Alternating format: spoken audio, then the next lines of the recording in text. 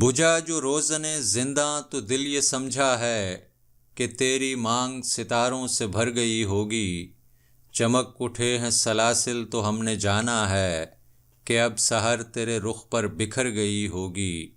غرض تصور شام و سحر میں جیتے ہیں، گرفتے سایہ دیوار و در میں جیتے ہیں۔ مشکل الفاظ کے معنی: روزن، سوراخ، چھید، شگاف، روشن دان۔ زندان، قید خانہ، جیل۔ مانگ، سر کے بالوں کے بیچ کی سیدھی لکیر جو بالوں کو دائیں بائیں تقسیم کرتی ہے۔ سلاسل، زنجیریں، بیڑیاں۔ سحر، صبح، روشنی۔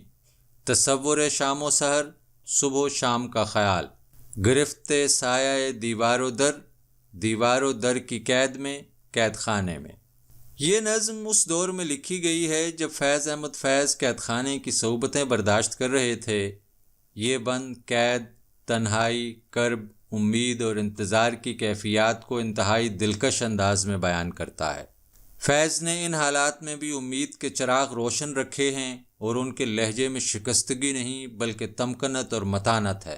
وہ کہتے ہیں کہ جب قید خانے کے چھید سے روشنی آنا بند ہو جاتی ہے تو میں سمجھ جاتا ہوں کہ اب رات ہو گئی ہے اور میرے محبوب وطن میں ستارے نکل آئے ہیں اور انہوں نے میرے وطن کے حسن میں اضافہ کر دیا ہے۔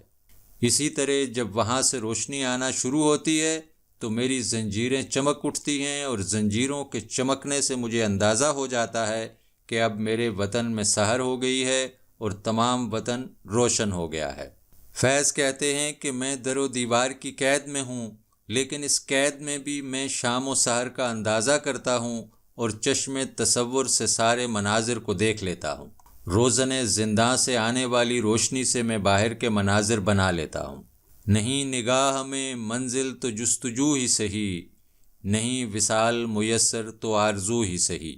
فیض احمد فیض نے زندان میں گزارے ہوئے شب و روز کا احوال نہایت خوبصورتی سے بیان کیا ہے۔ وہ کہتے ہیں کہ میں وطن کی محبت میں یہ قید کاٹ رہا ہوں، لیکن میرے دل سے وطن کی محبت کم نہیں ہوئی ہے بلکہ مزید بڑھ گئی ہے۔ قید خانے میں سورج، چاند، ستارے دکھائی نہیں دیتے، لیکن ایک روزن سے آنے والی روشنی جب بند ہو جاتی ہے تو میں تصور کرتا ہوں کہ اب رات ہو گئی ہوگی اور ستارے اپنے حسن کی بہار دکھلا رہے ہوں گے۔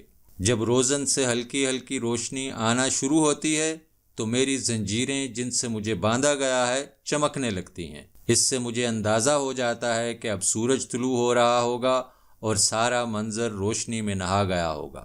یہاں فیض اپنی زنجیروں اور قید پر غمزدہ اور اداس ہونے کے بجائے باہر کے دلکش مناظر کو تصور میں لاتے ہیں اور ان سے لطف لیتے ہیں۔ وہ کہتے ہیں کہ میں دیوار و در کی قید میں ہوں، لیکن اس کے باوجود باہر کے خوبصورت اور حسین مناظر مجھے یہ امید دلاتے ہیں کہ میں ایک دن ان مناظر کو اپنی آنکھوں سے دیکھوں گا۔ ظلم و جبر کا یہ نظام ضرور بدلے گا اور ایک دن آزادی، خوشحالی اور امن کا سورج اس دھرتی پر ضرور طلوع ہوگا۔ فیض نے ہی ایک اور جگہ لکھا ہے: اے خاک نشینوں اٹھ بیٹھو، وہ وقت قریب آ پہنچا ہے جب تخت گرائے جائیں گے، جب تاج اچھالے جائیں گے، اب ٹوٹ گریں گی زنجیریں، اب زندانوں کی خیر نہیں، جو دریا جھوم کے اٹھے ہیں تنکوں سے نہ ٹالے جائیں گے۔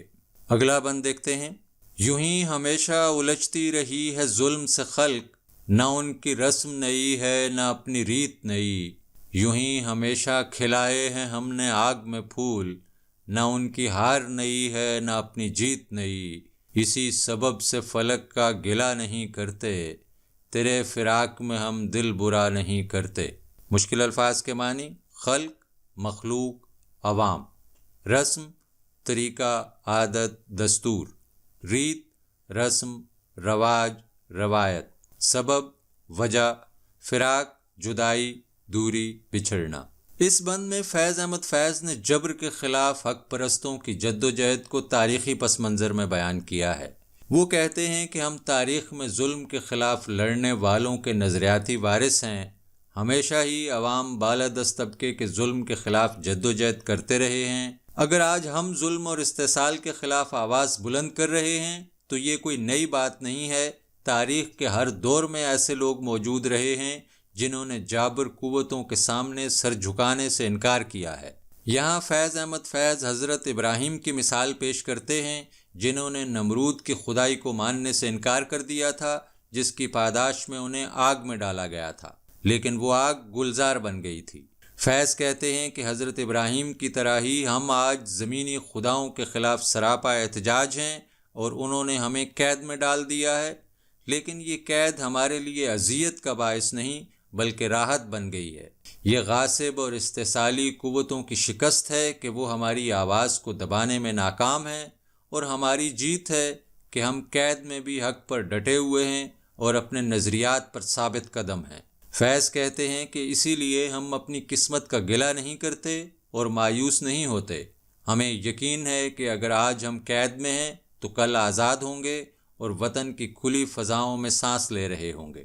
فیض احمد فیض نے ایک اور جگہ کہا ہے، ہم پرورش لوح قلم کرتے رہیں گے، جو دل پہ گزرتی ہے رقم کرتے رہیں گے، منظور یہ تلخی یہ ستم ہم کو گوارا، دم ہے تو مداوائے علم کرتے رہیں گے۔ فیض نے اپنی جدوجہد کو تاریخی تناظر میں بیان کیا ہے۔ ہر دور میں ظلم کے خلاف عوام کی جدوجہد جاری رہی ہے، اور عصر حاضر میں بھی کچھ لوگ خدا بن کر عوام کے حقوق غصب کر رہے ہیں اور ان پر ظلم ڈھا رہے ہیں۔ یہ نہیں ہو سکتا کہ حق پرست اور استحصال کے خلاف لڑنے والے روشن ضمیر خاموش ہو کر بیٹھ جائیں اور مصلحت کا شکار ہو جائیں، بلکہ جیسے جیسے ظلم بڑھتا ہے اس کے خلاف جدوجہد اتنی ہی ضروری ہو جاتی ہے، اور حق کی خاطر اٹھنے والی آوازوں کو ظلم و ستم بھی برداشت کرنا پڑتے ہیں، لیکن یہ اذیتیں ان کے حوصلے پست نہیں کر سکتیں، بلکہ ان کی ہمت مزید بڑھاتی ہیں اور ان کے جذبات مزید بپھر جاتے ہیں، کیونکہ یہ تاریخ کا اصول ہے کہ باطل قوتیں کتنی ہی جابر کیوں نہ ہوں ہمیشہ شکست سے دوچار ہوتی ہیں، اور حق پرست کتنے ہی کمزور اور تعداد میں کم کیوں نہ ہوں فتح ان کا مقدر ہوتی ہے۔ فیض اپنے نظریات پر غیر متزلزل یقین رکھتے ہیں اور غاصب قوتوں کو یہ طعنہ دیتے ہیں کہ ماضی میں بھی وہ ہمیشہ شکست سے دوچار ہوئے ہیں، اور آج بھی ان کے لیے یہ شرمندگی کم نہیں ہے کہ وہ مجھے اپنے نظریات سے ہٹانے میں ناکام ہیں، اور ان کے ظلم کے باوجود میں ڈٹا ہوا ہوں اور اپنے نظریات پر قائم ہوں۔ بغاوتوں کا سلسلہ تمام تو نہیں ہوا، ڈٹا ہوا ہوں میں ابھی، غلام تو نہیں ہوا۔ نظم کا اگلا بند دیکھتے ہیں۔ گر آج تجھ سے جدا ہیں تو کل بہم ہوں گے، یہ رات بھر کی جدائی تو کوئی بات نہیں، گر آج اوج پہ ہے تالے رقیب تو کیا، یہ 4 دن کی خدائی تو کوئی بات نہیں، جو تجھ سے عہد وفا استوار رکھتے ہیں، علاج گردش لیل و نہار رکھتے ہیں۔ مشکل الفاظ کے معنی: بہم اکٹھے ایک جگہ، اوج بلندی اونچائی آسمان، تالے قسمت مقدر نصیب، رقیب دشمن مخالف، عہد وفا وفاداری کا وعدہ، استوار قائم مستحکم پختہ، گردش لیل و نہار رات دن کی گردش۔ فیض احمد فیض انقلاب کے لیے پر امید ہیں، اور یہی امید قید میں بھی انہیں ایک قوت عطا کرتی ہے۔ وہ کہتے ہیں کہ اگر آج میں قید تنہائی کی سزا کاٹ رہا ہوں تو کوئی بات نہیں ہے، یہ تھوڑی دیر کی جدائی ہے جو جلد ہی ختم ہو جائے گی۔ اگر آج دشمن کی قسمت کا ستارہ عروج پر ہے تو یہ کوئی گھبرانے کی بات نہیں ہے، کیونکہ یہ 4 دن کی خدائی ہے، وہ ہمیشہ اسی طرح برسر اقتدار نہیں رہے گا۔ ہم اپنے وطن اور عوام سے وفاداری کا عہد کر چکے ہیں، اور ہمارے پاس تمام مسائل کا حل بھی موجود ہے، اور بہت جلد ہم ان مسائل سے چھٹکارا پا لیں گے۔ فیض ایک اور نظم میں کہتے ہیں: عرصہ دہر کی جھلسی ہوئی ویرانی میں، ہم کو رہنا ہے پہ یوں ہی تو نہیں رہنا ہے، اجنبی ہاتھوں کا بے نام گراں بار ستم، آج سہنا ہے ہمیشہ تو نہیں سہنا ہے۔ فیض احمد فیض قید و بند کی صعوبتوں سے گھبراتے نہیں ہیں۔ وہ کہتے ہیں کہ آج میں وطن کے حسین مناظر اور اپنے ساتھیوں سے الگ ایک قید خانے میں ہوں، لیکن مجھے یقین ہے کہ کل میں دوبارہ اسی محبوب وطن کی آزاد فضاؤں میں سانس لوں گا اور اپنے ساتھیوں کے ساتھ محفلیں سجاؤں گا۔ آج دشمن کی قسمت اچھی ہے کہ وہ مجھے قید کرنے میں کامیاب ہو گیا ہے، لیکن جبر کا سلسلہ ہمیشہ نہیں چل سکتا۔ غاصب اور جابر لوگ 4 دن کی خدائی پر اتنا ناز کر رہے ہیں، لیکن جلد ہی ان کے ظلم کا سورج غروب ہو جائے گا اور آزادی کی روشن صبح طلوع ہوگی۔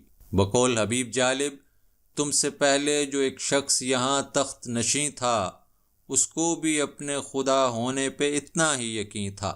ہم نے اس وطن اور قوم کے مظلوم لوگوں سے وفاداری کا عہد کیا ہوا ہے، ہم اپنے اس عہد کو نبھائیں گے۔ ہمارے پاس دن رات کو بدلنے کا ہنر بھی ہے۔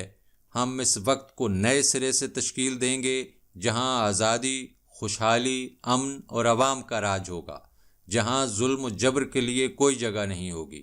یہ وطن جنت نظیر بن جائے گا۔ صبا کی مست خرامی تہے کمند نہیں، اسیر دام نہیں ہے بہار کا موسم۔